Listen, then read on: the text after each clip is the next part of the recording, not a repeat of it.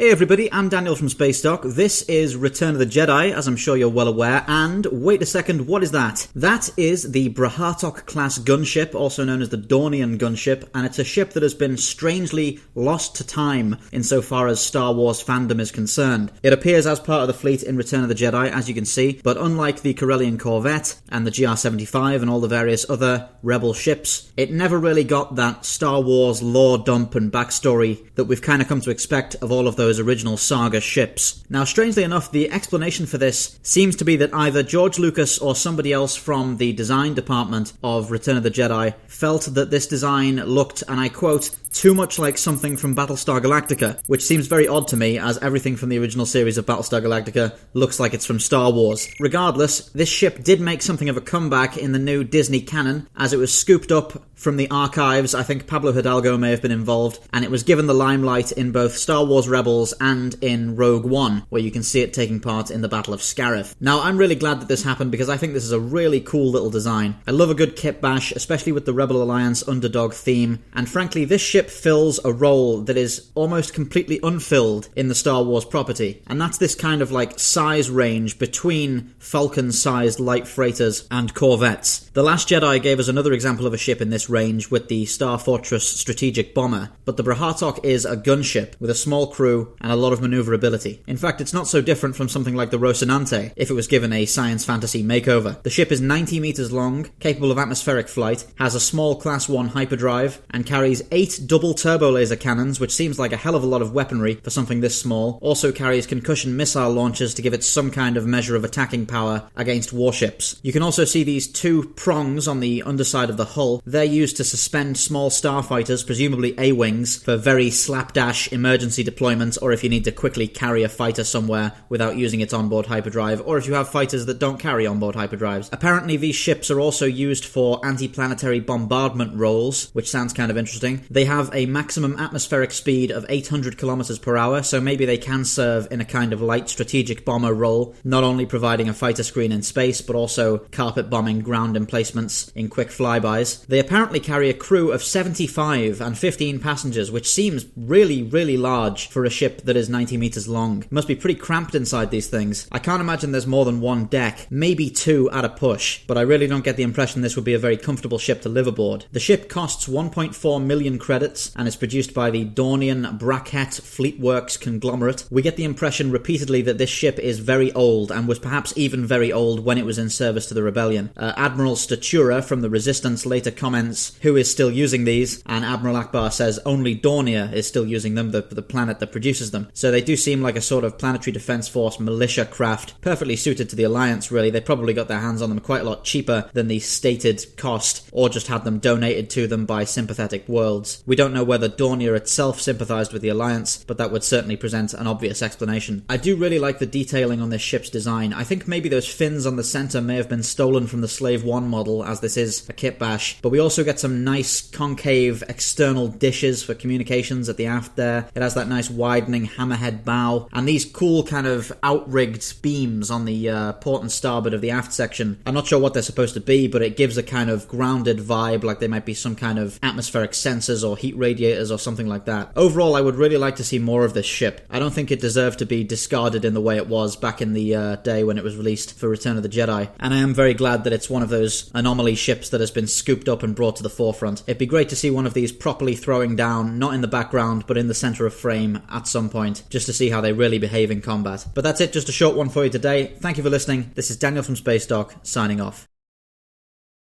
Thank you for watching Spacedock. Please remember to like, subscribe and share for more science fiction spacecraft summaries. If you enjoy the channel, why not consider pledging your support on Patreon? For just $1 a month, you'll be able to access the Spacedock schedule to see what's coming up.